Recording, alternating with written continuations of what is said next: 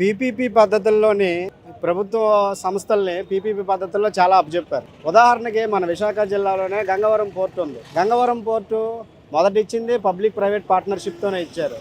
ఇంకొక 5-6 ఏళ్ళలోని అది పూర్తిగా రాష్ట్ర ప్రభుత్వం ఆధీనంలో రావాల్సినటువంటి ఒక మంచి ప్రభుత్వ రంగ ఓడరేవు సంస్థ.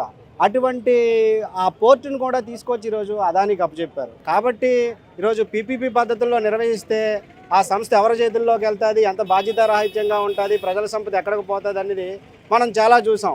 ఇటీవల కాలంలోనే మొత్తం భారతదేశంలో ఉన్నటువంటి విమానయాన రంగాన్ని మొత్తం తీసుకొచ్చి ప్రైవేట్ వ్యక్తుల చేతుల్లో పెట్టారు. ఓకే, ఎయిర్ ఇండియా అనేది ఒకటి ప్రభుత్వ రంగంలో నడుస్తుందని అనుకుంటే దాన్ని తీసుకెళ్లి టాటాల చేతుల్లో పెట్టారు. ఇప్పుడు మొన్న కొన్ని కేంద్ర ప్రభుత్వం కొన్ని గైడ్ లైన్స్ని తీసుకురావడం వల్ల ఆ గైడ్ లైన్స్లు వాళ్ళకి నచ్చకపోతే ఒక ప్రభుత్వ రంగ సంస్థ, ఒక ప్రైవేట్ రంగ సంస్థ ఇండిగో ఎయిర్లైన్స్ ఎవరైతే ఉన్నారో ఈ సంస్థ కేంద్ర ప్రభుత్వాన్ని జడిపించేటువంటి పద్ధతుల్లో వ్యవహరించి ఈరోజు దేశవ్యాపితంగా ఉన్నటువంటి ప్రయాణికులు టికెట్లు బుక్ చేసుకుంటే రైల్వే స్టేషన్లో, బస్ స్టేషన్ల కంటే అధ్వానంగా ఈరోజు ఎయిర్పోర్ట్లు ఏ విధంగా తయారయ్యాయి, ప్రభుత్వం ఎంత బాధ్యతారహితంగా వ్యవహరించింది, ప్రభుత్వం కూడా ఒక ప్రైవేటు విమానయాన రంగ సంస్థను ఎంత కంట్రోల్ చేయలేకపోయింది అనేది మనం చూసాం.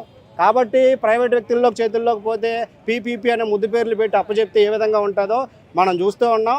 కాబట్టి గత ప్రభుత్వం తీసుకొచ్చింది 17 మెడికల్ కళాశాలని ఇక్కడ పేద విద్యార్థులకు అందించాలని.